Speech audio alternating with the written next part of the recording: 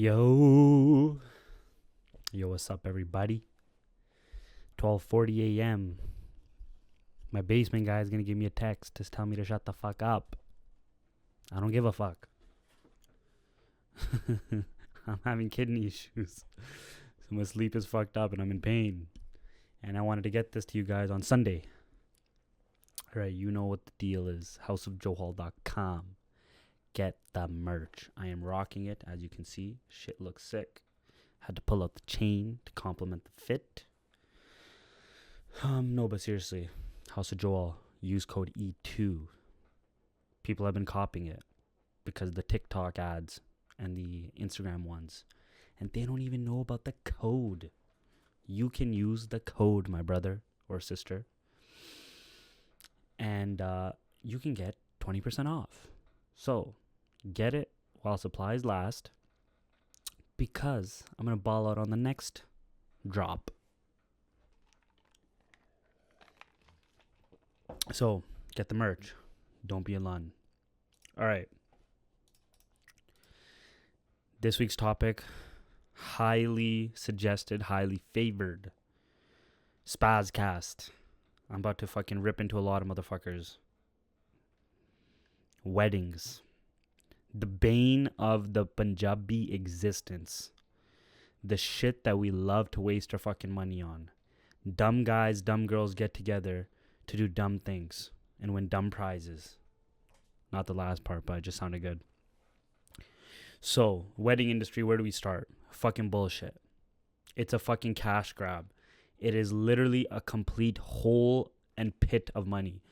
You take Punjabi culture on one hand, which is fucking retarded, and you mix it in with just all these greedy, greasy, grimy, gunda fucking wedding industry people, and you merge the two to do the nastiest thing possible.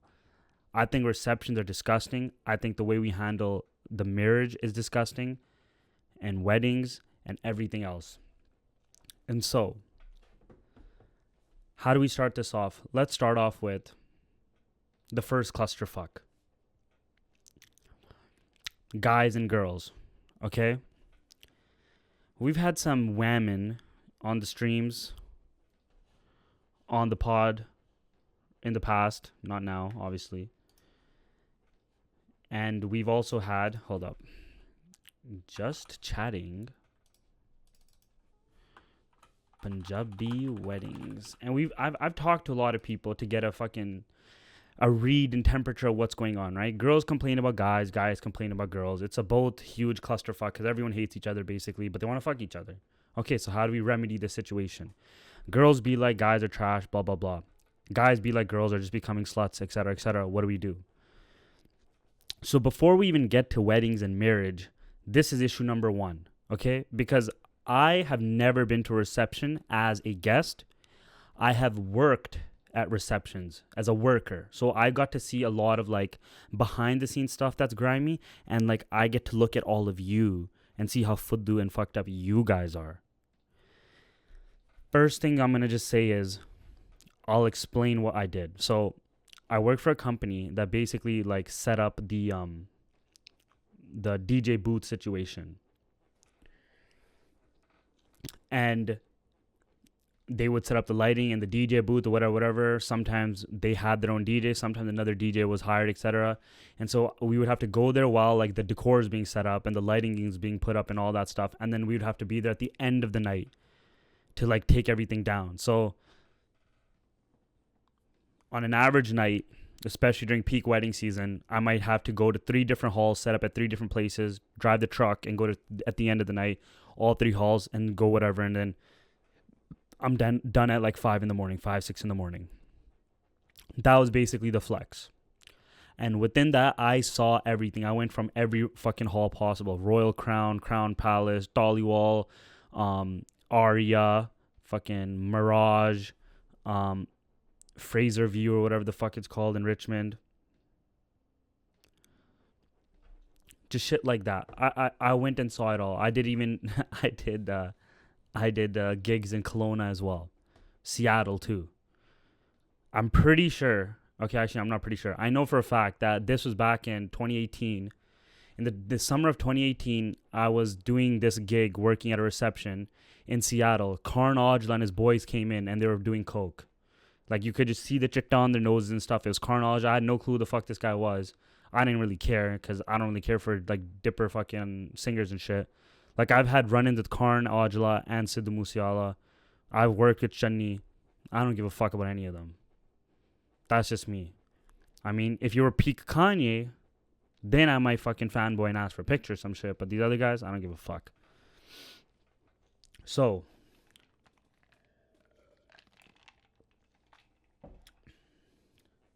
first things first issue is selection process, okay? Women make bad choices. I know that's taboo to say, but it is factual, okay? Because I will explain it to you like this. Let's accept the supposition that men created the world. Men, patriarchy, misogyny, blah, blah, blah, blah. Men are naturally, logically, and rationally inclined beings. So the entire civilizations that they have set up are based off of logic and rationale. 1 + 1 = 2. Women are emotional and intuitive. That's not a bad thing, okay? It's a bad and good thing. Just like how being logical and rational is bad and good.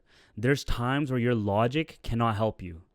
Where, for example, the placebo effect. How can science rationalize the placebo effect? It can't. So you could use all the logic and rationality you want in the world, and you will never understand the placebo effect.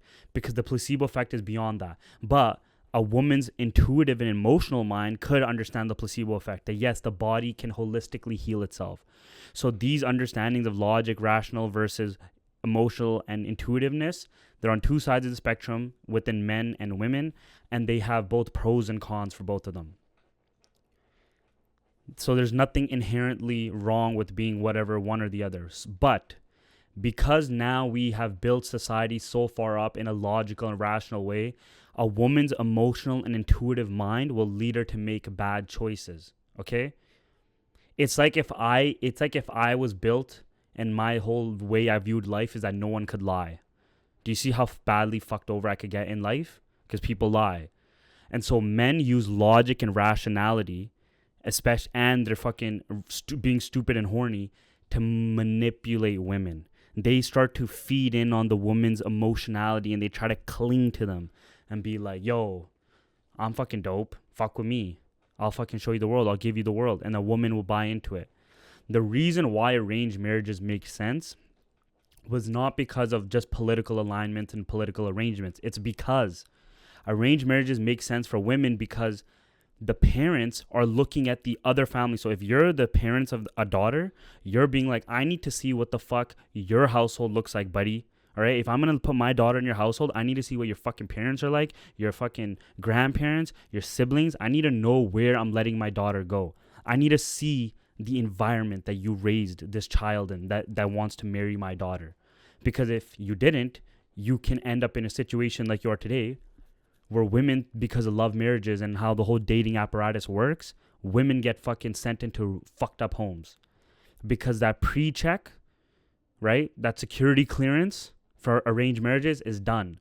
And so a woman cannot make all these choices. That's why the man and the woman, right, the parents come together. You get the logical, rational side of the man and the loving, emotional, intuitive side of the woman. And then they're going to talk and see which one is good to go. And now that obviously has its own, like nothing is going to be perfect. And that creates its own can of worms, right? That's how you end up with stories like Heer and Ranja, right? The runaway lovers who couldn't be together because somebody gets married to the other person, Devdas, all that Bollywood shit, right? It's classic because, you know, we want to think love marriages is it. But at what age would you think that you can make good choices? Science apparently says that at 25, no one can make good choices. Until 25, you can't make good choices because the fucking prefrontal cortex is not developed. So what? Does that mean that you can't pick a good partner until you're 25? Or what if like life just keeps going and it fucking it shits on you and you become jaded halfway through it and you're in a relationship and now you're fucked. Now what are you supposed to do? You're with somebody that just went fucking cuckoo on you.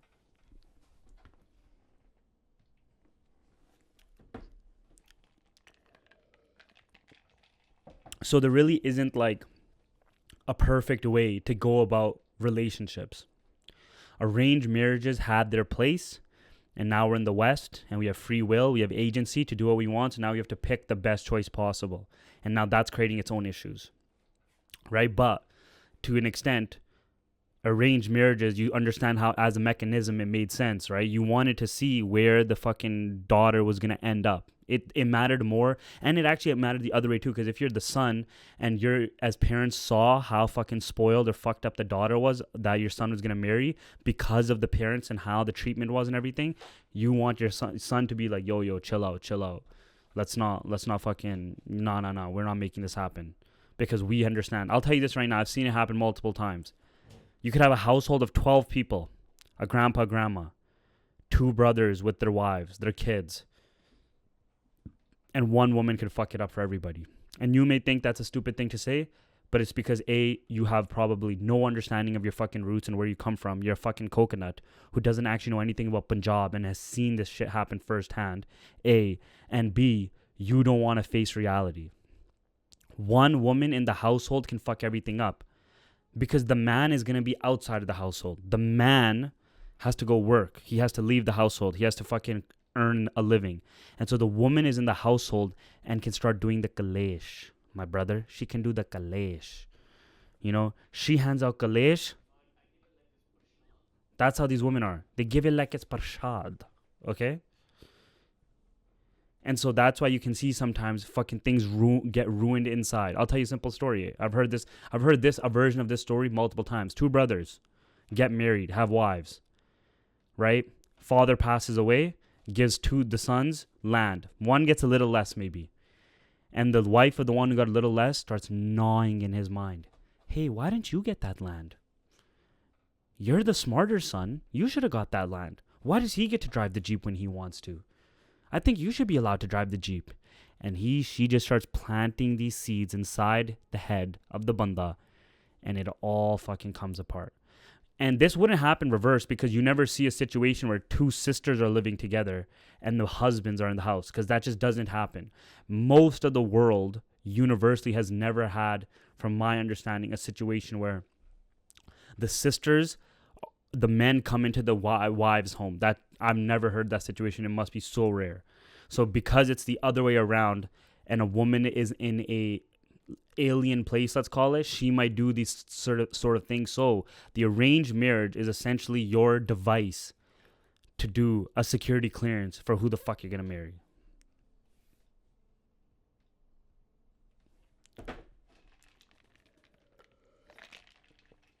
I know people don't want to hear that. It's just a fact, though. I don't give a fuck. Fuck all y'all if you don't believe me. And so now we've taken arranged marriage off the table. Now, great. Now we have to figure out, in this Western world where we're fucking nuked by social media, drugs, inundated by all types of pleasury sensory overloads, prescription medicine, politics, philosophies, Hollywood. How do we navigate in that world while keeping our culture intact? There's parts of our culture that we need to get rid of. There's parts of Western culture that we need to not let get into us. And so it's not going to be perfect. The amalgamation, like, we're all trying to figure it out. We are a guinea pig generation. They are testing us. Who is they? I don't know. But if you're first gen or second gen, best believe you are a experiment to figure out how the fucking dominoes fall when you bring a people out of their home country into another country. Some of y'all may not know this, but I'm in fucking insane pain.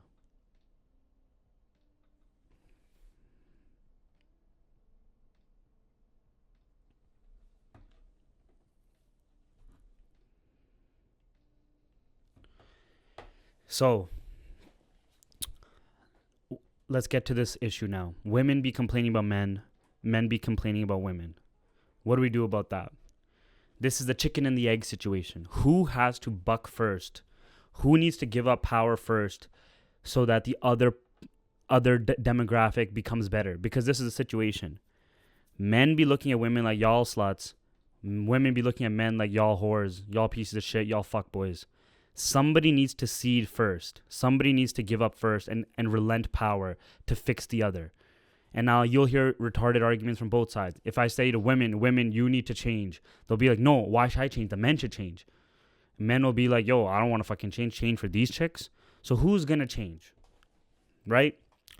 And I think in this situation, logically and intuitively, it makes sense for the women to change first.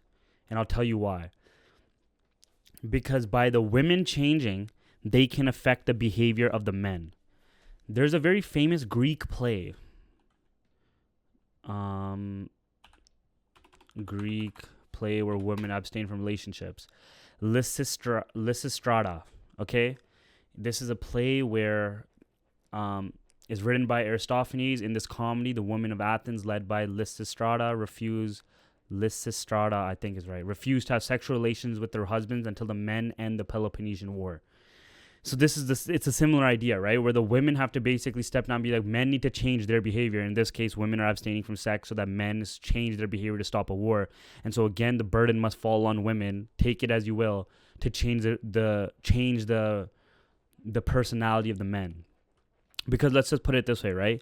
If you have on a basic note, right? If you see a guy who has a garbage taste in everything, his fucking kapade suck, his music taste sucks, he watches all the dumb basic movies, Scarface is his boy, his fucking profile picture is Kobe Bryant, his wallpaper is a Lamborghini. Like, this dude is a turbo normie. You think this dude is gonna bring a woman to beauty? Do you think this guy looks at the aesthetic of flowers and goes, this is so beautiful, that this guy wants to travel the world and say, look at that architecture, yo, look at this fucking culture, let's engross ourselves in it? Who can make love because he understands the passion required to love beautiful things? You think that's gonna happen?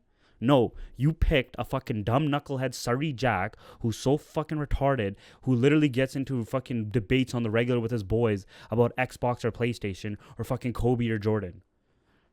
You think that guy is gonna be the fucking man of your dreams, fucking Prince Charming? No.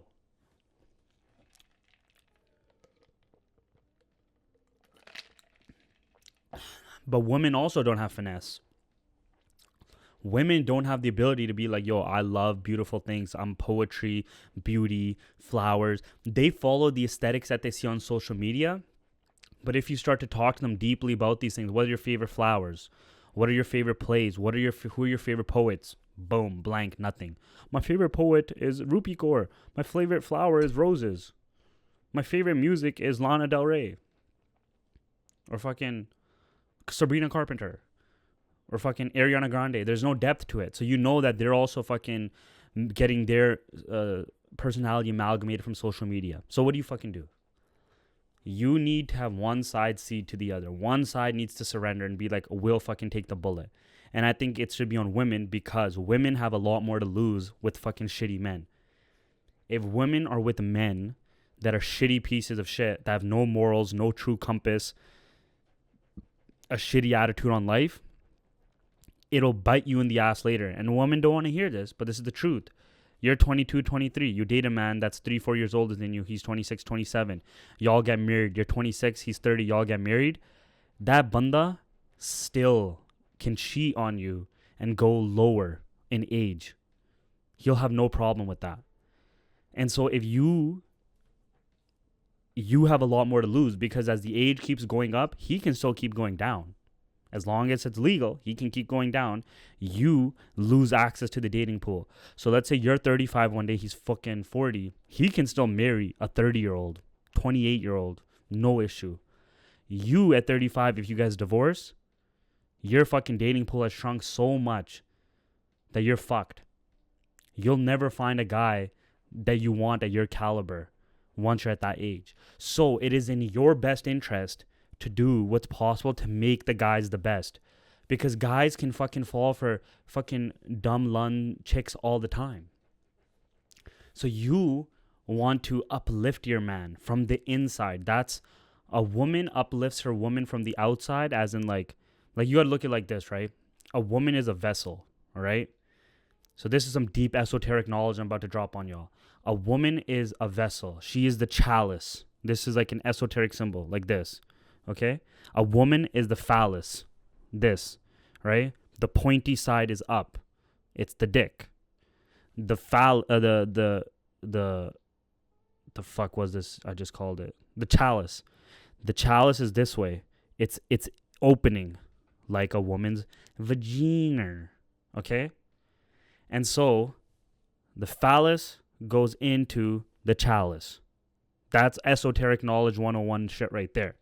And so what you have to look at is understand is the chalice is also a cup, and a cup must be filled. And so the man's job is to fill it with his spirit, his soul, his inside, both metaphorically and literally. And so a woman's chalice needs to be primed and ready to allow the right type of man to fill it with his thoughts, his mind, his philosophy, his beauty, his aesthetics, etc., etc. But the woman's job is to become a chalice that only accepts a certain type of phallus. Okay? This is like deep, old school, fucking 5,000-year-old esoteric knowledge right here. You can read it in like hella books, like the the fucking, what the fuck is it called? Hermeticism. This shit. Hermes Trismegistus, whatever the fuck. So if you understand that from a very deep nature, obviously I would love if every guy was fucking deep into like crazy esoteric knowledge and Sikhi and all this kind of stuff, and understood that his job in the world was to be a fucking good dude and treat the woman right and be indulging in like kingly, courtly culture and be on another level. But they're not. Most dudes are fucking money. Most dudes don't give a shit. Most dudes have no honor or respect or morality. So it's on the job of the women, Lysistrata style, to basically, if a woman can gnaw at a man and plant seeds in him, like that other example, to be a fucking lun to his own brother, a woman can gnaw at a man and put seeds inside of him to make him into a godly man, right? Because then it's like a fucking Ouroboros, all right?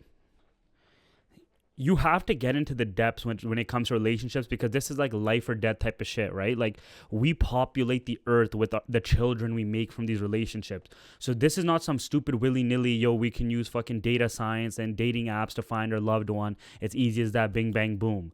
Like, you got to understand, like, the fucking woman you marry and procreate with and have kids reverberates energy infinitely into the universe. It is that deep. Love is that deep. All right, and I promise we're going to get to weddings, but this is where it starts. So if you look at like the Ouroboros symbol, right, it's like it's a tail eating itself, because then it becomes essentially like a self-perpetual motion where the woman feeds into the man, the fat man feeds into the woman. It becomes a fucking never-ending loop. Boom, boom, boom, boom, boom. You want that. And so I think very simply, a woman can make a good choice by going, okay, what is this dude into? This dude's into fucking trashy, dipper, turbo, normie stuff. Yeah, not for me. I need a guy that has some depth to him, because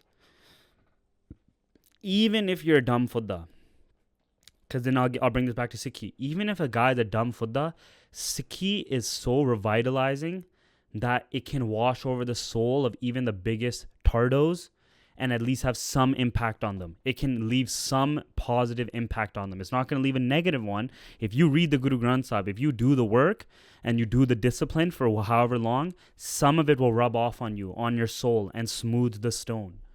So if you're a chick, you want your guy to dive deep and delve into beautiful things, because to some extent it should wash down on his soul.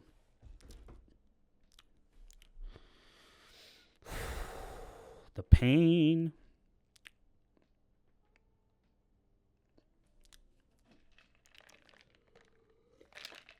I need to pop a perk. Pop a perk for the pain. Okay. So women are not going to be able to choose good guys. That's literally what the case is right now. How many chicks are listening? How many dudes are listening? I don't know. But like, that's a starting point, right? You need to make a good choice for who you select.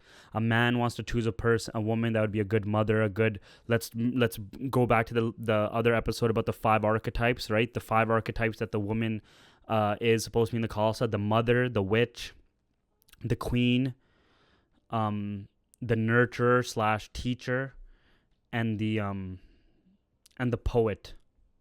Something like that. All those things need to come together in your wife, in the woman you want. The mother, she needs to be an amazing mother to your kids. The witch, she can dabble deep in her intuitive arts, her intuition. My mom is so intuitive, it's scary. She's known things that she shouldn't know. Like, for example, I did business with the guy I used to make music with, and she said from day one, make a contract, make a contract, make a contract. I said, no, it's okay. It's bro business. She didn't know anything about this guy, whatever. She just said, yo, have a contract, right? Which in hindsight is pretty obvious, but she says, yo, I think he'll fuck you over. I'm like, this guy will never fuck me over. My mom was right. So she has barely any information, and she just so intuitively tapped in, right? So that's the kind of like the witch energy, right? You call it witch just because it's Western, but it's like that divine intuitiveness that like the Khalsa preaches. The queen, you want your wife to be a queen, man. You want her to basically be able to run the kingdom in your absence. That's why the queen on a chessboard is so important, because the king is gone to war and the woman can still control shit while at home. The nurturer slash teacher, your woman is gonna teach your children. The future of our generations always rely on women and what they impart into their memory for these children and what they get taught. So it is always important that they have that ability to nurture and teach. Then the poet, that's also found in men. It's because that's the beauty. That's the ability to tap into the beauty, the feminine, all that type of shit. Now for a woman, what does a woman need to find in a man? The warrior. A warrior is a protector. He's not just an aimless fucking grunt who takes orders. He knows how to use moral. He has a high moral caliber. He's honorable. He's righteous. The king. You are a queen. You want to choose a man that is also a king, that can rule the kingdom, that is fair and just to all. He also needs to be a wizard. The wizard taps into the spiritual, above the realm of reality. The poet and the philosopher. The poet is all the beauty, the philosopher all the thinking. Okay. So like I can't literally spell it out for you like what you need to find, because this is a very trippy thing, because you as a woman, you as a dude need to understand who you are. This is you. This is the person you want. If they're like this is not matching. If they're like this, you're like this, boom. It's like a perfect puzzle put together. That's what you want. So you need to first understand yourself, and you need to understand what you need to find for this to happen. If I faint halfway, bro, that'll be jokes. I'll still put it out.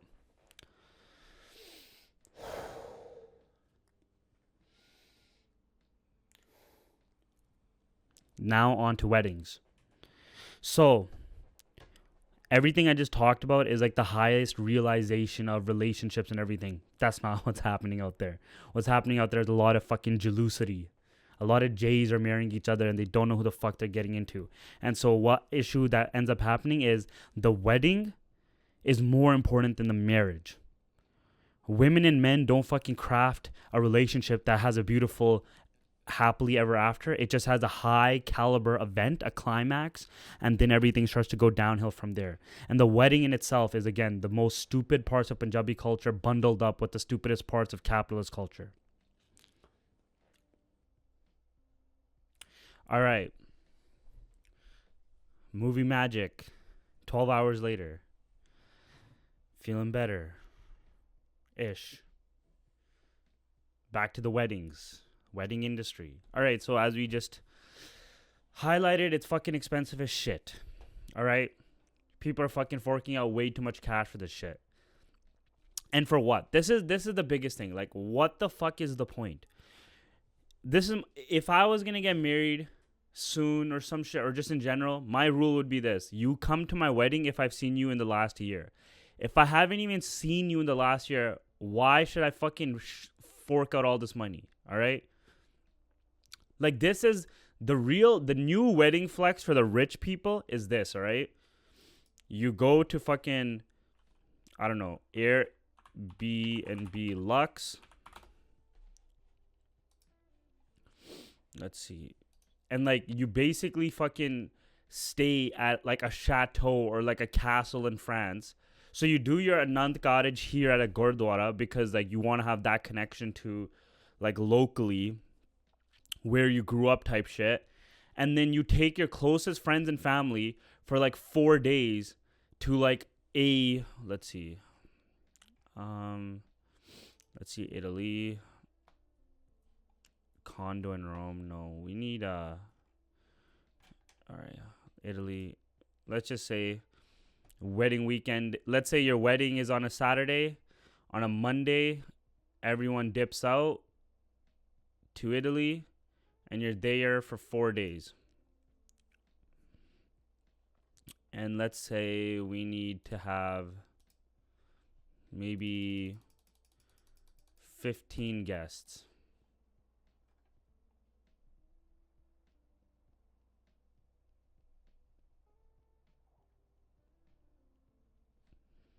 All right, let's see. What is this?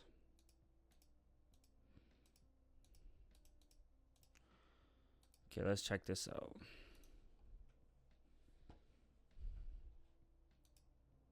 Yeah, so like the flex would be instead of dropping like 100K on fuckers you don't even give a fuck about and a bunch of rando guests, people that like your family has beefed and that the only reason that you're inviting them to the wedding is for the flex to be like, look how hard we balled out. We have a fucking Ferris wheel at our house, boy. You got that? Like that dumb shit. Yo, bring your 15 most closest friends and family from both sides. Yo, both sides get 7 people, right? Or you could do like 2 houses close to each other type shit. And then like you just spend the 2 weeks or like the 4 days chilling. Like, because here's the thing. I think this makes even more sense because the idea is a wedding merges 2 families together. Not the prone, not the rando tando fucking nobodies that you haven't seen in years. It's the 2 families, the 2 sides. So you basically bring all the closest cousins, all the first cousins, the cousins that you grew up with regularly, everything, and you're merging the families. And so the best way to do that would be like, hey, everyone gets some one-on-one time with each other. And like all the kids, all the cousins, all the mapio, everyone gets to hang out with each other. And so like this would be the flex. You know, every day wake up in the morning, private chef, you know, little excursions in the day to travel together. Like you basically understand and you have an experience to basically be like, this is our families coming together.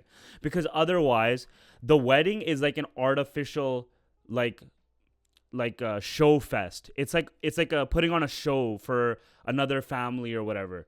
Like you're basically trying to flex off on everybody to be like, yo, look, this is how we did our wedding. Look, we all balled out. And for what, bro? Like everyone goes to the same halls. Everyone's going to the same decor people. There's like nothing about it is unique. And again, I have that insider view because I saw it.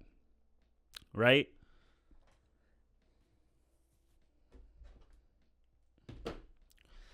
And so I think this is the flex, bro.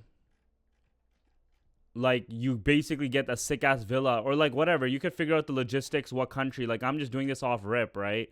But like in France, you can find places that are like as dope as this too. Like, okay, let's just go France.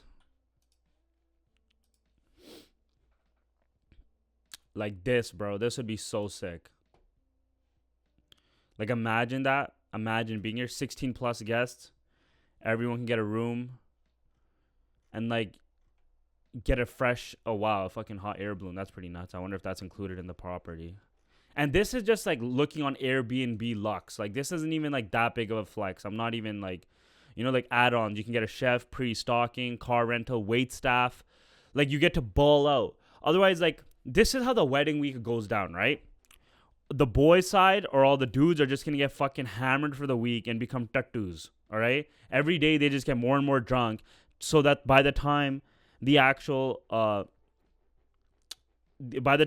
wedding comes around, the Nand cottage, they're sloshed all week. Like, what's the tharam in that? Like this is like dipper stupidity entering the lives of Punjabi Sikh culture. Like, is that how you're supposed to? Like, we have now attributed all the stupid stuff with how to celebrate, right? Boys start off with their bakra party, and night one, everybody gets fucking sloshed. Great. Women, the girls are now getting sloshed.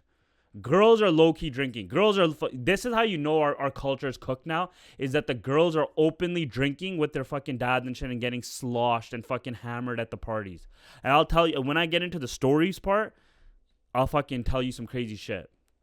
So like this, 34,000 CAD plus if you subsidize people's tickets a little bit, 40 G's this will cost you, right? Cheaper than a reception anyways. How much to rent a hall in Surrey, BC for a reception? If it's anywhere close to 30K,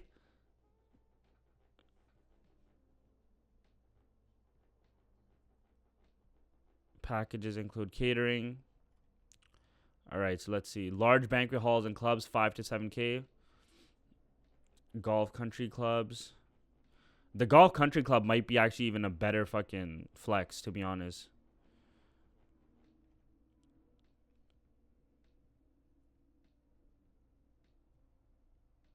Oh, damn. So it goes higher in price. So it's like you have to pay for the food and then decor and entertainment. So yeah, it gets close to 50K. I think that's a pretty average number, I'd say. Close to between 20 to 50K. So like again, if you're doing something like this, a fucking chateau flex or even whatever, like this in my opinion is way better. Because there's people there that I don't care to see. There's people there that I have not seen, and I'm paying for you. They get a free pass. I like low key. If you're like a hater dipper and you are like hating on Desis in general, you would love the wedding like season because you get free food, you get to get free drinks, you get to nutch now with randos. You know, you get the entertainment is for you. You know, the wedding is not for you. You get the entertainment part, and they're footing the bill. Like, imagine that you went to club night and you had to buy bottles for everybody and food for everybody and rent it out. You'd be like, fuck that. Like, what kind of fucking deal is that, bro? I don't want to fucking, like, pay for all these motherfuckers. I don't even know them. Like, how many people do you really know? How many people do you even really get to interact with that are family, right? And then, like, the music is garbage. You already know my take on Punjabi music. It's going to be the same fucking toll loops that you're going to be hearing all night while everyone's sloshed. And then you get into the stupid fights. Like, let's see some of these fights. All right, we got to go to the Discord.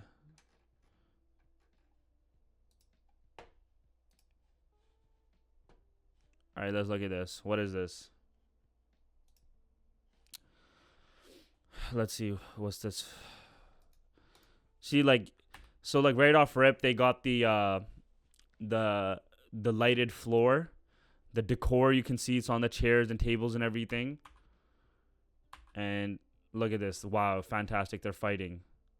This is in West Midlands. So this is in the UK. So this happens everywhere. This is not just this season, Surrey and stuff. Like, this is happening everywhere. Everyone's fighting. Like, now the wedding is ruined. This guy's pug came off. That guy's pug's off too. He's tying his gutty to get back into the fight. That guy can barely stand. Like, this is like, and it doesn't always devolve into this, right? Like, I'm not saying like this is the common experience, but like everyone's heard of enough parties that are like this. Let's see. Surrey, BC wedding fight. Huge brawl, Mars, Fremont wedding. Let's see this. All right, this looks like more in Surrey.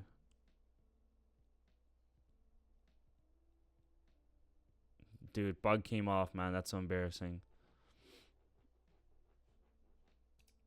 Like, what do you expect genuinely? Like, what to me is the most nastiest part about this is that, like, everybody is, like, openly, like, drinking and shit.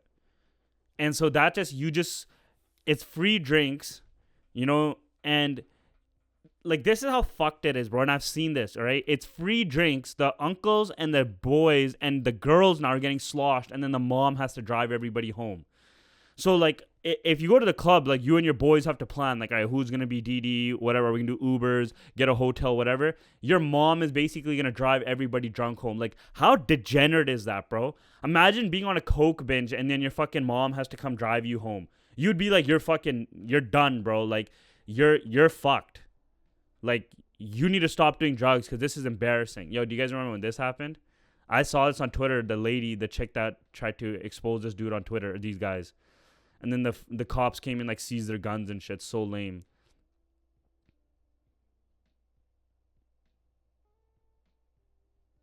So lame, bro. And like all these weapons are legal too. So like, I think this was sick though. Just like in general, like Khalsa shit.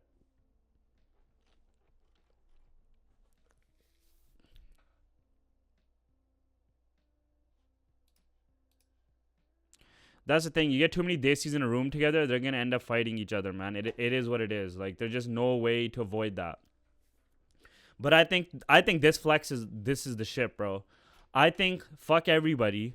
Take all that money we're gonna use anyways, and like, hey, listen. Here's the other thing. Like, yeah, if your family, these people love you. Like, you just tell them like, yo, we're all pulling up. Like, it's like a destination wedding without the biadabi, because you do the Anand cottage at home, right? That costs what, 2-3 G's maybe max. And then besides like buying the hectic suits and all that stuff, like what, maybe like, fine, let's say like 10 G's. But again, even basically that's a waste, right? You guys do this like, and you could even do it locally, man. Like, I'm saying this flex as in like if you want to seriously do it abroad, but you could also do this flex locally, like do it at like a golf course, whatever. Just do something classy, man. Like, that's the thing. People like look at us, but like, yo, enough of you guys have had enough receptions to go to and do your pangra poning and nutching and fucking all that type of shit that like, yo, go do something that you'll actually. How many people remember all the receptions they've been to? That's my question, right? How many people are going to remember your reception? Probably not, because they go to so many. But if you do a flex like this or something completely different, I think they'll remember yours. That'll be the new. Listen, this will become the new flex eventually, where people are like, yo, renting out halls, getting fucking plastered, paying crazy amounts for decor. Like, if you go this summer, every summer it's always the same, because again, I was involved with the whole DJ, all that type of shit. It's the same music at every party, every night, every day of the week, all summer, bro. There's nothing interesting. And if you start playing something like unique and cool, people be like, yo, what the fuck is this? Get off the dance floor. But when they hear their dipper music that they love, then everyone's like on the floor, like ready to fucking nachna to the night ends till like 3-4 in the morning. The shit is disgusting. Like, even like, it's just so like oh, reception hall, they did their party here, we got to do our party there, we got to ball out at this spot. Like, obviously like 4 nights, whatever, but I think you get your bang for your buck when you do a flex like this.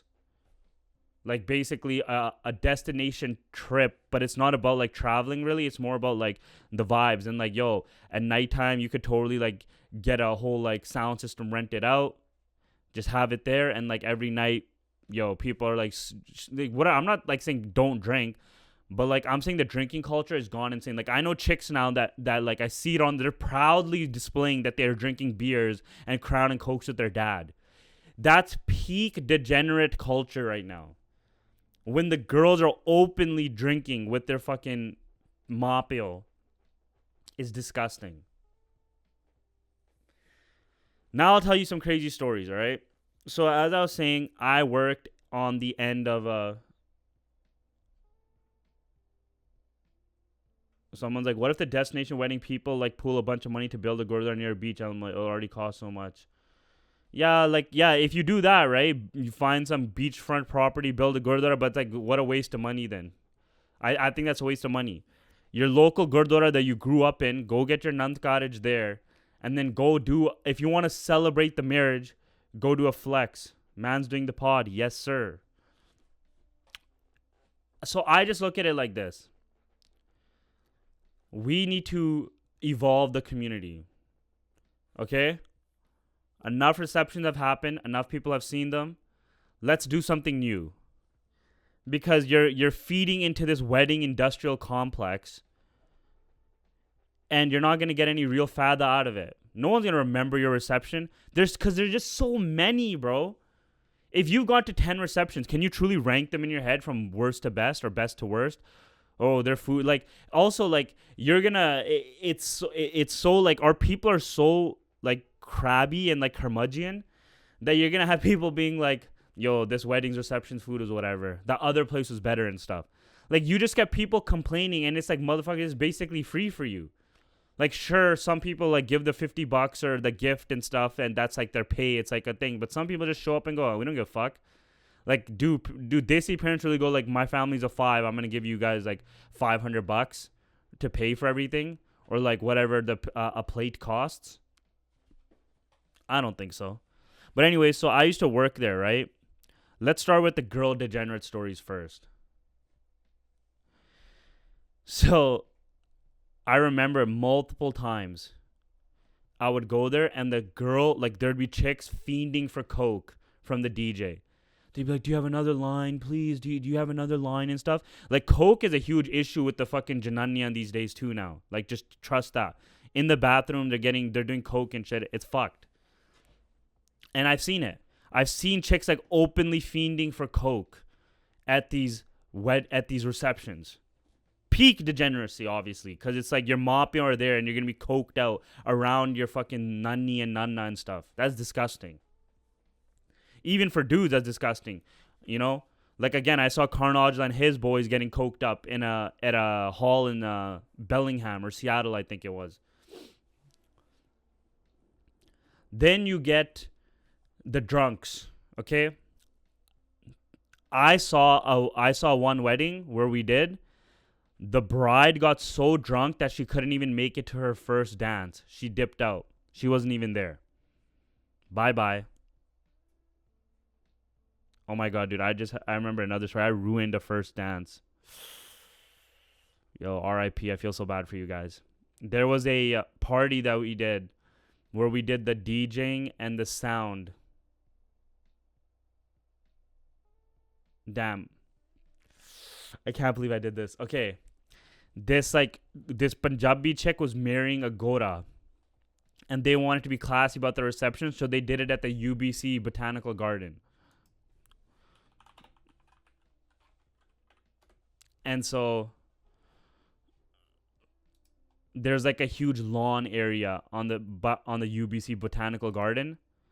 Like, I don't know if I can get a picture. Well, it's like this, basically, like in this area for, they did the wedding. So they set up these tents, they make it all beautiful, etc. But they need to get these hectic generators to, like, power everything. Yeah, it was like here, but, like, in a different part. Not here, but, like, there's a part of the garden that it's at. Like here, like right here, where this grassy part is, it was on this.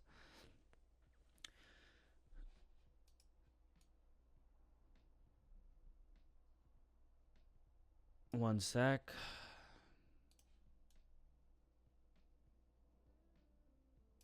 And so they need to bring all these hectic generators and stuff because they can't pump enough power. And so we had our whole, like, sound system, the lighting equipment all set up with these generators, but there was, like, weird switches on them. And then I had to go, like, fix the switches or some shit, right? And the bride and groom are in the middle of their first dance. I pressed the wrong button. The whole thing just went off. Everything turned off. The lights, the music, the sound. And it was just, like, dark. It was, like, midday kind of situation, but it was dark. And I was like, ugh, like, fuck. You know, I ruined this couple's first dance. But, I mean, again, like, you decided to do it in a garden and get so, like, fucking hectic with, like, where everything was and getting these generators. That's, again, it's not...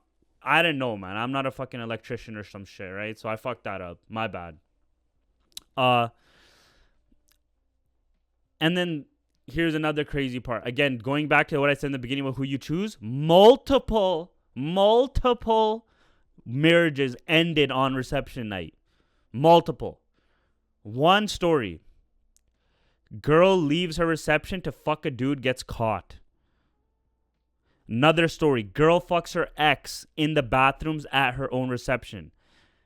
The footage was released. So, like, when you're on the inside, like, you get, like, kind of the insider scoop to some of these things. So, like, the DJs and, like, the people working, like, because the dude was like basically trying to go like, I want a refund, my marriage fucking dissolved, all this shit, I want the video. He gets the video, and then like we all like get sent the video too, and boom, fucking chick goes into the bathroom stall. You could see with the ex, you can see it happening. They go into the same bathroom together.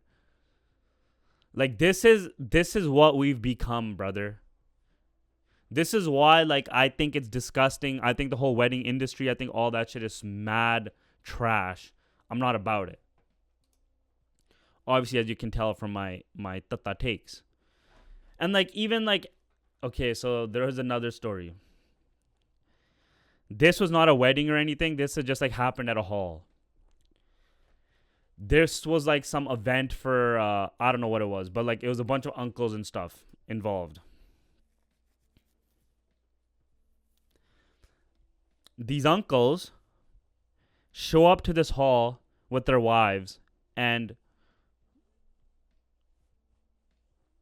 these uncles show up with their wives to this hall, and the entertainment was this guy and girl singing and this girl dancing, and the night goes, and these guys are getting lit.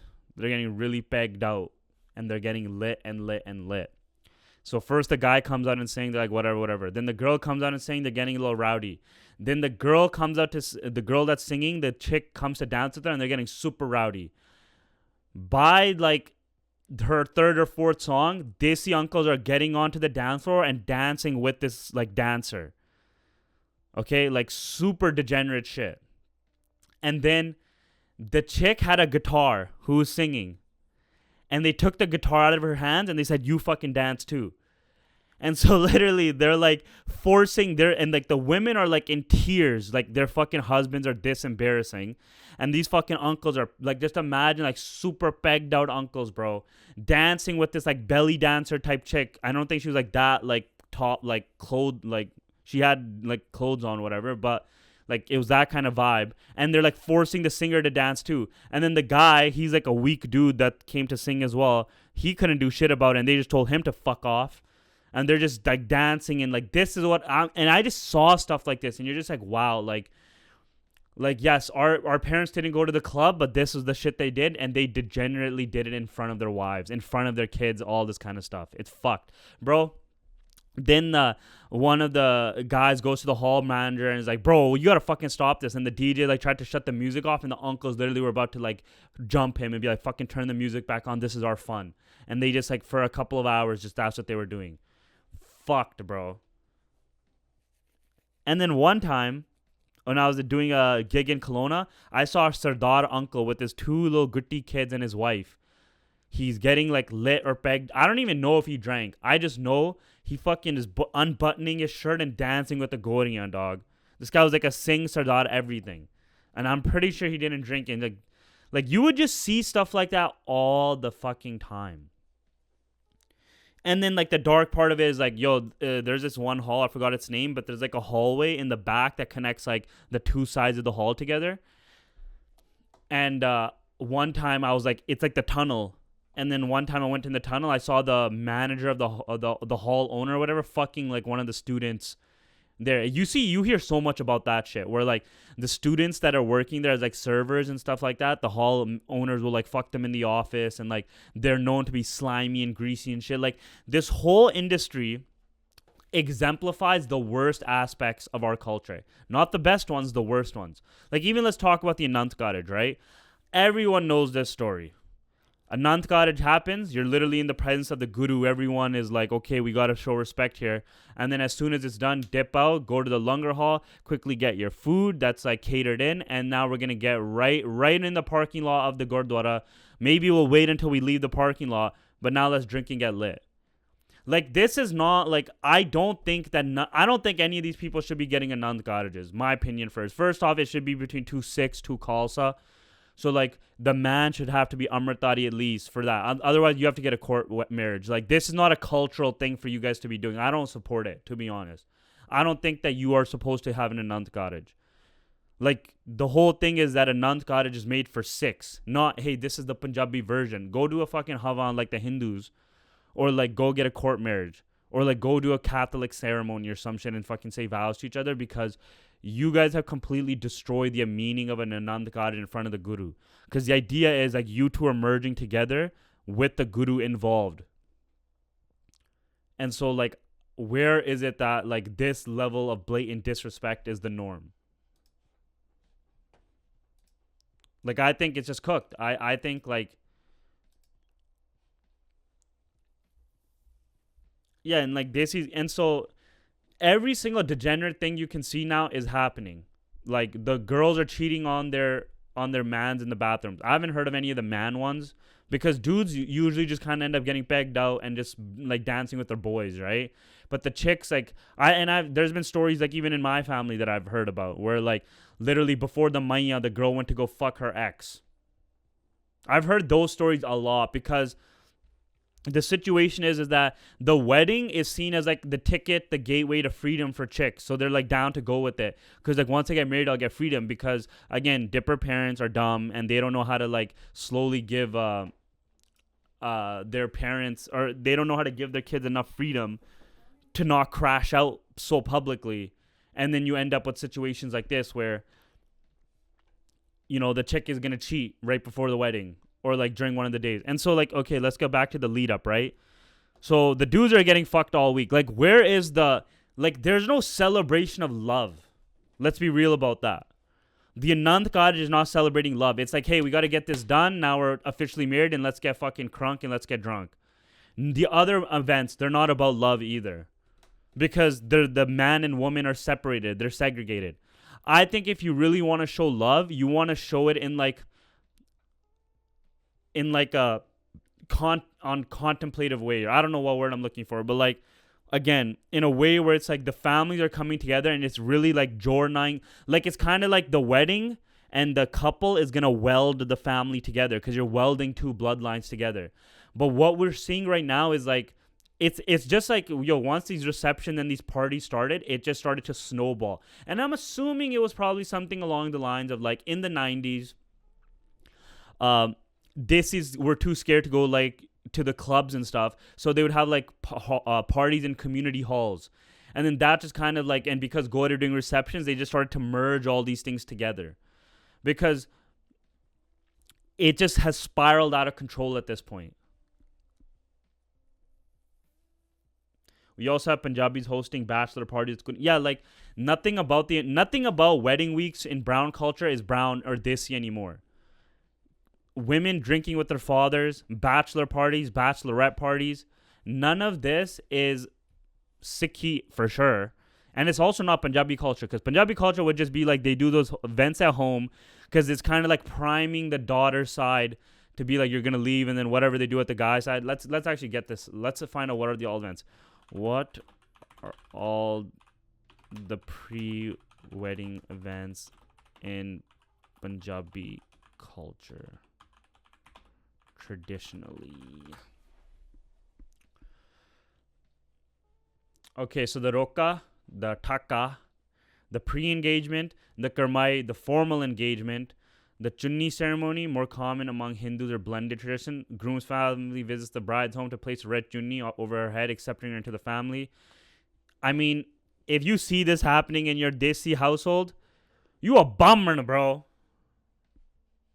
You a bummer. Yeah, they also had the goat meat party, the maya or the haldi, that we see those, the mendi night, the sangeet, the jago, the chuda ceremony. Like, this is too much, man. Pre-wedding shoot is now common, cocktail party, and this is too much. This is too much money, bro. Like, what happened to people like fantasizing about the Heer Ranja stories where they have no money to their name, but they just have their love? Like, if you're throwing this much money into a wedding for a one, like you're throwing the equivalent of like a down payment on a condo into 1 week, bro. Talk about the biggest waste of money in your life. Like, it's like a lot of this stuff happens, bro. The shagan, the chura ceremony, the jago. Like, who cares, dog? Again, is this really celebrating love, or is this just everyone to get their like fucking nuts off because they're like so suppressed in like the world and they really just want to like like ball out? Like, what is it really? Because I'm gonna argue that this stuff is all like, who gives a shit? And I'm pretty sure that Khalsa, bro, like half the stuff, like you're not even supposed to do this stuff, man. I would never want that haldi shit fucking like wiped on my face, man. That shit's disgusting. Don't fucking touch me. Bakra party every day. Yeah, like again, you're picking the wrong person most likely in your relationship or for your wedding. You're focused more on the wedding, not the marriage, and then everything just falls apart from the seams after the situation. I'm trying to think what other stories I saw.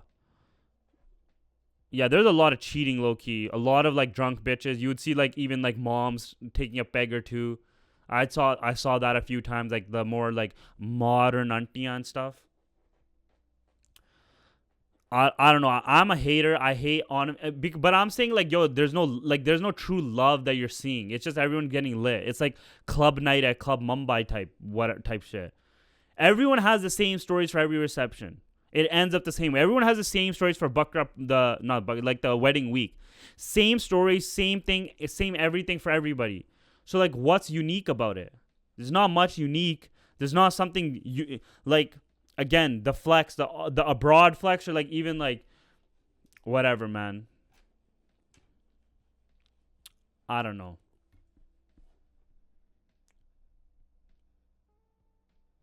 One wedding I went to did a Amrit Sanjar post in Nand Cottage. That's pretty cool.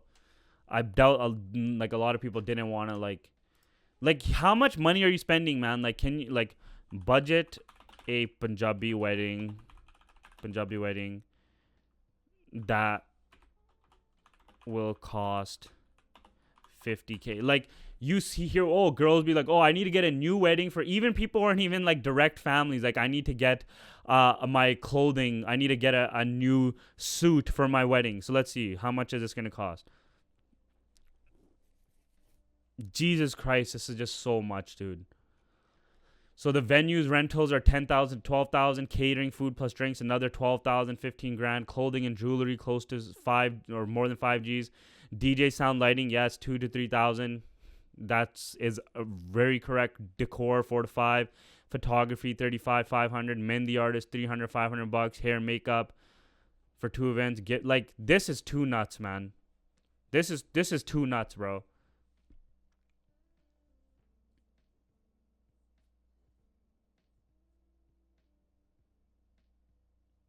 See, now this is dope. Punjabi art saying, interestingly, the Gurus did a lot of these traditions according to Suraj Prakash, and the Singhs before fighting the Afghans did the whole pre-wedding ceremony of putting vatna on and sere before going to wed death.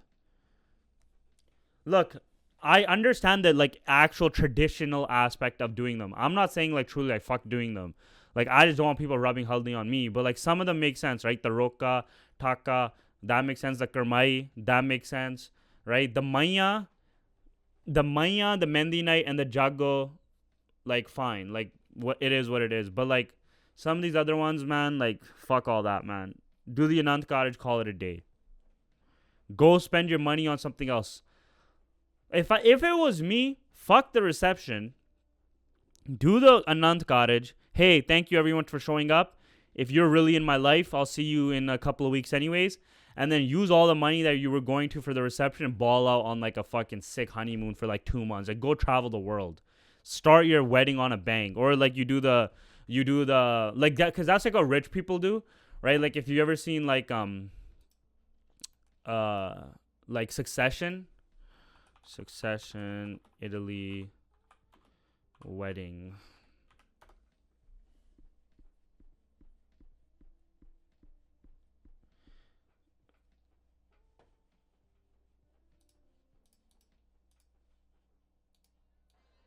Like, this is just such a better vibe, yo.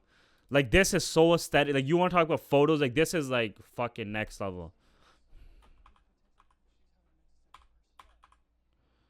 Like, this vibe right here. I think this is way sicker personally. Because then everyone's gonna literally be like, "Yo, remember that time we all went to Italy for your for the reception, quote unquote, and like we were there for like 3-4 days." If a Gurdwara Langar Hall can prepare food for like hundreds of people every week, it shouldn't cost this much for a wedding with like 300 people. Uber waffles. The events are fine. The overall vibe is degen though instead of love and union. Yeah, it's just more about getting lit and partying. Like that's kind of what it is. Like just any excuse to get fucked up, and everyone's story is basically the same. Hey, we just got fucked up. It was crazy, hectic, etc., etc. Like I think you could basically do all this stuff if you want. These guys are so funny in Succession. Succession's such a mid show though.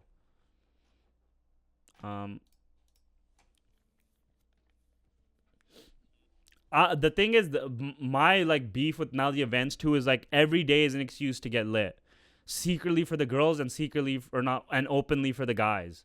So like even the events are turning like very degen. It's like mini receptions. Like when they have like their Maya or Lady Sangeet or Jago at the halls, it's like let's get lit again. Let's just keep getting lit and just lit every single day. Like there is no real like I've been to I've seen all these receptions. I've never been like, wow, that couple really looks in love. They really look good together. It's just like copy, paste, repeat, copy, paste, repeat. Everyone wants to outdo everybody else. And here's the funny thing about this is everyone wants to outdo everybody else, but for cheaper the price. But that never happens. So then they end up having to like ball out more than they would have expected. I think you would save so much money doing like a European flex. Like how much is it to rent a castle in France? Oh, for a wedding. French chateau wedding venues. Here, I'm gonna be your fucking guy. Look at this. Up to 300 guests, sleeps 18. This one's up to 350, sleeps 160 people. Holy fuck, look at this, dude. This is nuts. Holy fuck. Starting price 3,000 euros. Accommodation cost. Whoa. Starting price is 3,000. Catering cost per person would be 72. Drink packages cost from per person for 48 euros. Hold up. Bro, you're telling me that you can get this for cheaper? Nah, no way. If this is possible, then like, yo, all you dippers have been taking mad L's, man. This is insane.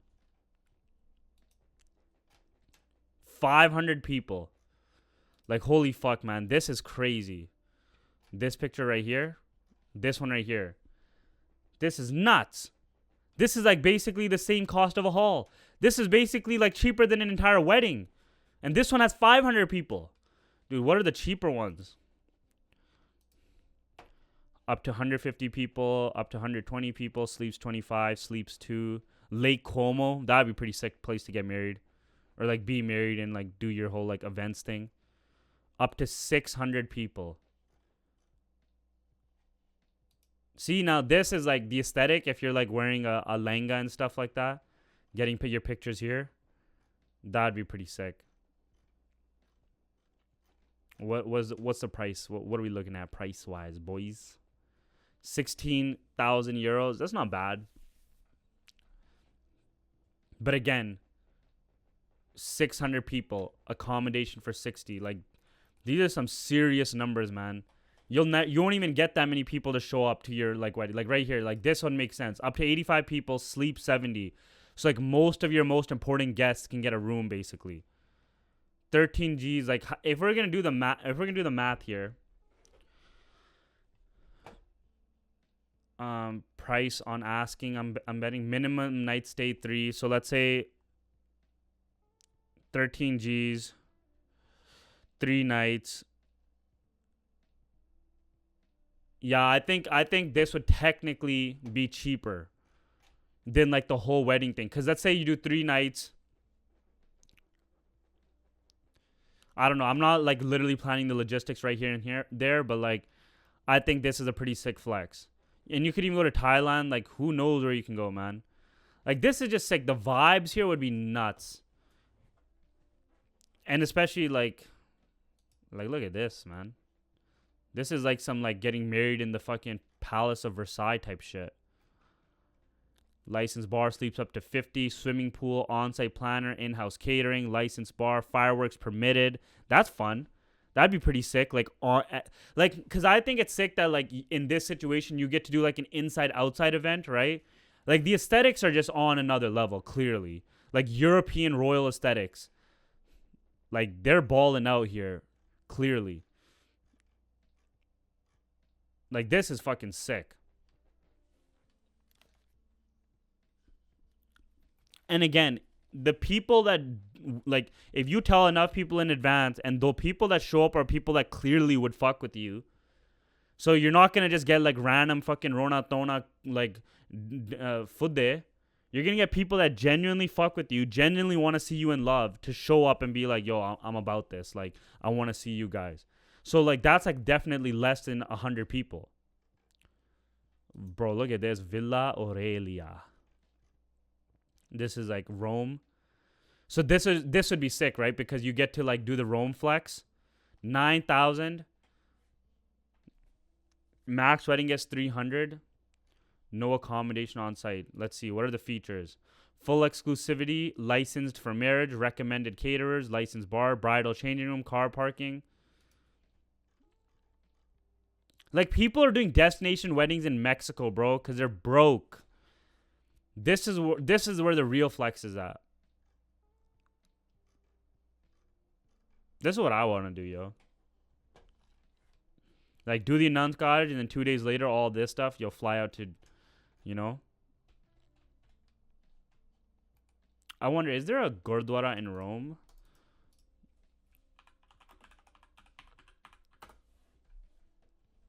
Gurdwara Shri Guru Nanak Darbar. How many people you think gonna get married here? That's the thing, man. For the photos, people want to do, like, crazy hectic stuff. Look at this uncle. What a chill guy.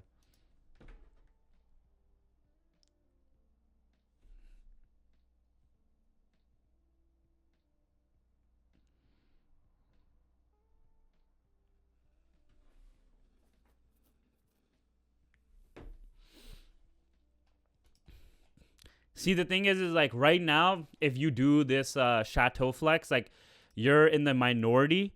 And so, like, you know, you want to do your nun's cottage out there as well and stuff. Like, you won't be able to do, like, it won't be in, like, a really amazing Gurdwara. But as time goes on, then, like, this stuff will become, like, more prevalent. And then they might actually start building, like, nice Gurdwaras in these areas and stuff. And then, like, if this becomes, it's like, it's the industry, right? When the industry started, there weren't that many people to DJ the parties, to do the decor and stuff, and etc. But once it got, like, more and more and more, like, popular, then, like, these things, like, it's the wedding industrial complex. This is fucking, like, bro, I don't know. This is just me, man. Like, I'm an aesthetics guy, European aesthetics. I think there's, bro, like, fuck, that's crazy. Like, this is crazy. Like, let's be real. How many people would you truly invite, right? So on your side, it would be your mom and your dad, all your mom's brothers and sisters, all your dad's brothers and sisters, and then their kids. So then your cousins, and then your siblings, and if they're married, whatever. Like, that's one family unit, right? And then the second family unit is the same thing on the other side. And so realistically, there's no way that's more than 100. And then, like, some friends and family, whatever. Like, it's definitely gonna be less than 100. But, like, this, like, you get access to all this. Let's see how much money this is, bro. Close the gallery. I'm planning weddings, bro. Hit me up for all your okay, this one's a little bit more expensive for sure, because this is in, like, the middle of Tuscany. Let's see what the brochure. I have to pay. No, I'm not gonna do that. I don't know. This is fucking, like, that's sick, dude. If you, especially, you pick the right day. Sleeps up to 115. Minimum stay of 2 nights. Swimming pool, on-site planner, in-house catering, licensed bar, fireworks permitted, bridal changing room. 45 rooms and suites, 23 with terrace. Daily accommodation with breakfast included in double occupancy. exclusive use of all the hotel facilities. So either it's like per day, I'm assuming 45 G's, or like total. I think that's sick, man. But yeah, like this is my vision basically. Like you want to celebrate your love and you want to also spend some money. I think this is the scene because like what? Like Crown Royal Banquet Hall. Is it called Crown Royal? Holy shit, it's actually called Crown Royal. Now that's even more hilarious. Like this is where you're going to spend your time. It's such a grimy like situation at these halls. The only good thing about Crown Royal is that balcony they have outside. Where's all the Desi videos? Yep. You got the Jago. See, like, what's the chance you really even know half these aunties and uncles' names, dog? Let's read the reviews. View all Google reviews. Lowest rating. A few months have passed now, but driving past this place continues to piss me off. This place ruined my brother's wedding event, and I wouldn't recommend it to my worst enemy.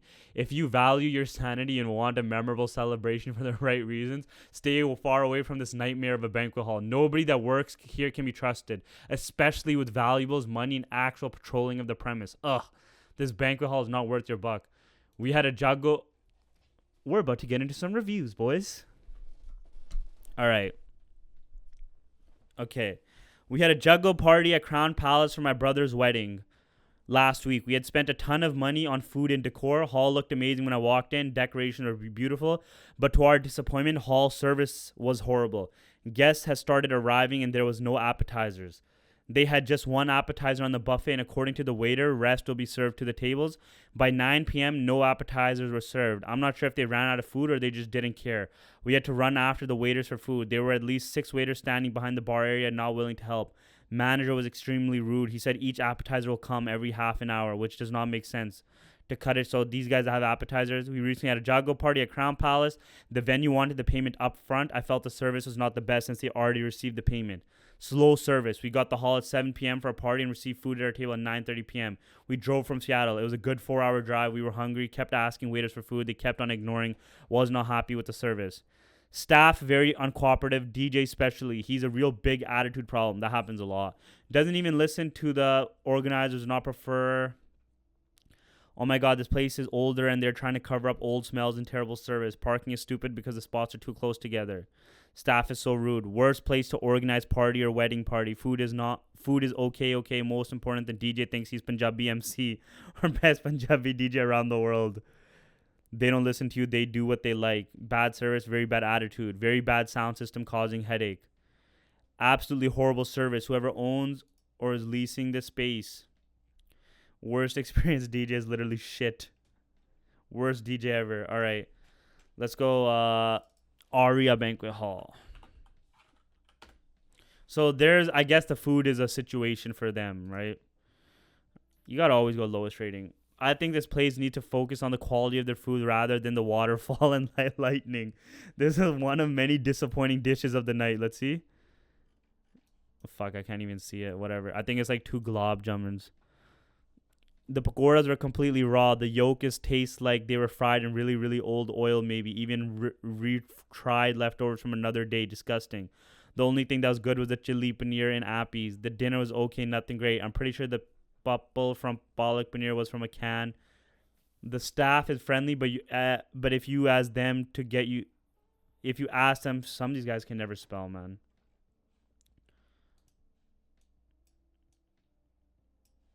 But if you ask them, whatever, okay, this was my first time going to this bank hall for family event. Unfortunately, I was really disappointed. The hall itself was nice, but once more people arrived and the facilities got crowded, that's when things went downhill. When I left the hall and went into the main area, there's a really strong smell of urine. It was just gross. Someone told me that the women's bathroom had urine all over the floor and the men's bathroom wasn't any better. Curry Core. Be aware of anyone who's considered booking this banquet hall for an event. Their gratuity policy is absurd. They charge us gratuity on the entire amount. which included hall rental, chairs, tables, fog, and even tablecloths. When we objected, we were told that they charge everyone. Just keep in mind that they do not disclose these charges until the final payment is due, which is several weeks before the event. It's the grift, brother. It's the grift. We got to take some meds for the pain.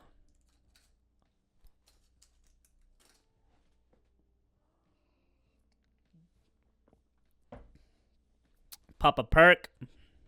All right. Contrary to what they advise, this is truly one of the worst halls you could ever even consider renting. Where are the juicy stories? There's a guy named Andy working in music / back in. I asked to help. Oh my god. I was taking photos. He laughed at me and refused to help. Vendors should help each other, not disrespect such a rude person to work with. What are like decor wedding decor? Sorry, let's see their fucking reviews. Let's just review in general. Dream wedding decorations. No, you guys don't have enough reviews. Surdell party rentals. All right, let's see you guys. Reviews, lowest. I phoned ahead and gave specifics of what. Wow, they have a lot of low reviews, eh?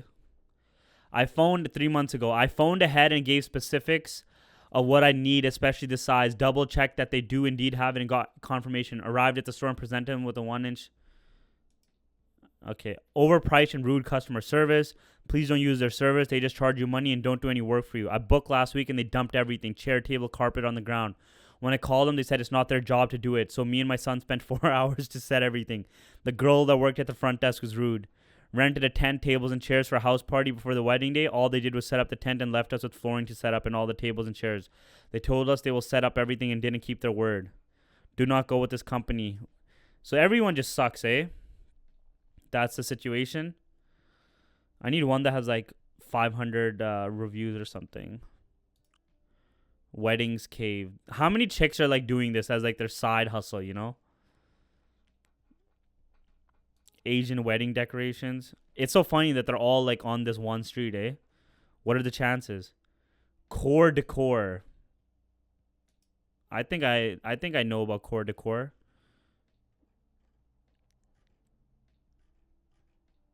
Browse our portfolio. Yes, sir. I know this chick. These are staged photos, bro. I feel like we just like this isn't even, what the fuck? I'm clicking on the picture. All right, so you need to build your website better, buddy. Like this is just fine, I guess. I don't know, man. The aesthetics here just don't like fucking pop out at me. I think all the halls are just gonna have the same things. Like I need some like wild Punjabi reception stories. Reddit. Craziest. All right, here we go. Craziest thing you've seen at a Punjabi wedding. I've seen a big ass fight that broke out into mob and ended the reception. And $75,000 wedding party ends in a Royal Rumble. All right, see if it's $75,000 you're dropping, bro. I think the fucking this flex is a lot better, man. Because you're only gonna get the classy homies and fucking friends and family to come. There's no fighting. You're not gonna base yourself that hard. Not me, but my cousin in Vancouver, and then my cousin from the other side also heard about this too. LOL. Somewhere in Vancouver, there was a reception, and the groom put a nude picture of his wife with another guy in the slideshow. She had cheated on him. It turned into absolute chaos with fights, etc. They're obviously divorced now. Holy yo. That's so crazy. Cops are called out when some random uncles got into it. It was basically a riot. Someone shot a round in the air. We were stuck in his wedding reception for 4 hours while the police investigated. The bride was friend from college, was upset at us for being freaked out by the whole thing and us consoling the friend who was in tears. Needless to say, they were no longer friends with her. I haven't seen anything too crazy, but some random auntie on the boys' side started a speech toward the end of the night while people were still dancing. She started saying how the bride and groom will set up and be the next Siane and bring the families together. She was clearly referring to something within the family. People started hooting and hollering. Obviously, the boys' side. Girls' side was hesitant and on alert about what the fuck is happening. It was very dramatic and bizarre. Groom being left on his own on the horse or the bod at the wedding procession was fixated with the van carrying the alcohol and reached the wedding venue without the groom.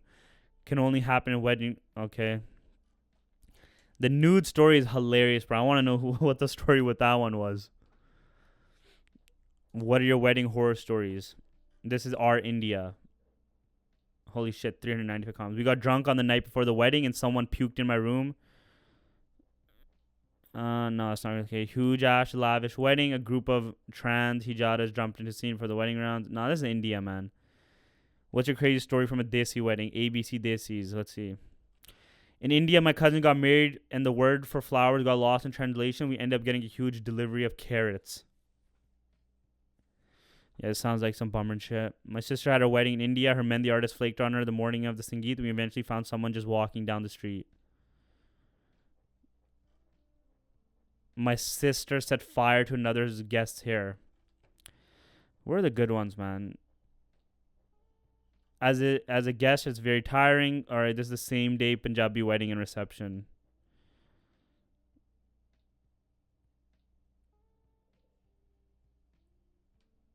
All right, what is the juiciest drama that happened at a Desi wedding you went to? All right. Deleted story 5 years ago. We're about to get into some shit. Okay, this story is wilder than I can write here because if the person is about to ever read it, I would feel bad. But here's the highlight reel. The family always pretended to be wealthier than they were. Kind of standard stuff. Sounds like a lot of y'all. But dad just didn't have the skills to make much money and mom didn't speak English well enough to do much here. So their kids were really sweet but got into drugs. Cocaine specifically. Sounds like a lot that I was telling you. At a really young age and just were a little out of control, but to the community seemed pretty straight and narrow. So by the time rolls around the kids to get married, dad, who works for a bug control company, no disrespect, it's an honest line of work, claims to be a doctor. He looks for grooms outside the local vicinity and parks the work truck far from home, renting an expensive car each time a suitor comes. Wow, this story just like is hurting my heart right now. They secure a doctor for their eldest daughter and, of course, are responsible now for throwing a celebration fit for their daughter of a well-to-do people. I don't know how many people from the community were in on the trope, but that he was a doctor. No one outed him at the wedding somehow. But they couldn't afford it. Huge hall, sparse decor, and 2 buffet tables for 500 guests. But they only paid food for 100 guests. On the day of, they told the caterers to just serve smaller portions to everyone. Literally less than half of the people were fed. It was all so silly. Their lives weren't worth it. Their son-in-law found out eventually. Then I lost touch with them. I don't know if his parents ever found out or what the impact that had on their daughter. I felt, damn, bro. Damn. I think that story is pretty prevalent, bro. This is why I'm saying, like, yo, you people, like, weddings have become this thing that you need to ball out and flex. And you end up with shit like that. Ugh, that's fucking dark. There was a wedding reception where the bride's ex got into the reception hall and spread pictures of her nudes with him all over the reception hall, and a huge fight broke out. I felt so bad for the bride who suffered because of a bitter, nasty ex. Is this the same story?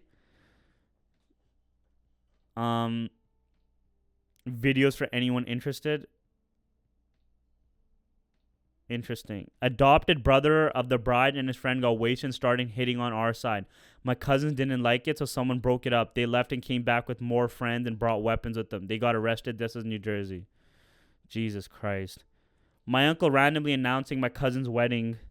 That was like 4 months away. Yes, she was pregnant. No mention was made of it. LOL. Also, is that how to spell Mossy? I usually go whatever. Me and my cousins were supposed to protect the groom's shoes, and the bride's cousins were obviously supposed to steal them, and the bride's side of cousins asked for help from the guys, so we asked our brothers. Guys in my fam are all 6'2" and above anyway. One of the guys on the bride's side was a little drunk and got into it, and my cousin got her sari ripped despite not having the shoes anymore, and so much of her hair was pulled. The whole wedding dead stopped, and damn, I felt so bad for my cousin. She's literally the sweetest person. It was trying to have some fun being sneaking around about fucking shoes. The guy from the bride's side was kicked out. My dad and uncle tackled him and created a whole scene. My cousin had blood drawn from the scratches. It was crazy.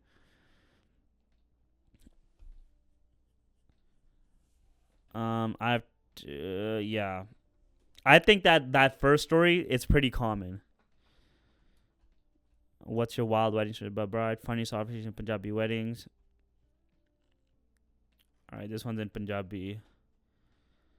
In our side, excluding Jats, as I haven't been to many of their weddings to form an opinion, 2 more things are common. Who all gets to hold the jago and the list of guys, gals who carry the jago and got married with. Okay, I don't even give a fuck. Wedding filmmaker who shot DPSRS. He never really said they got divorced. Whatever. Desi weddings, all the shit. Scam. You fall for it. You fall for it. If I was you, go do something this dope. I think this was way better. I think everyone would be so much more down for this. Caladoria. That's just my opinion, man. Get the fuck out of Surrey. Go do something international. Enjoy your life. Do something super memorable if you're going to only get married once instead of what everyone else is doing, which is fucking getting a hall. Like, it's so coded. Like, do you even need a wedding Like, do you even need, like, a wedding planner anymore? Like, I just literally typed that shit into ChatGPT. Now we know exactly what we need to do and what we need to pay for. This is everything we need.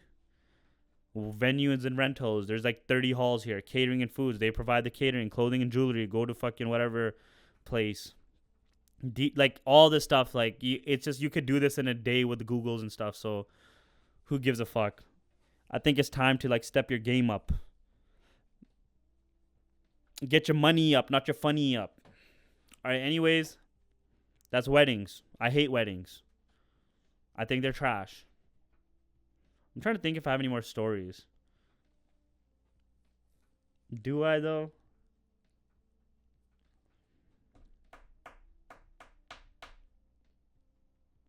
Nah.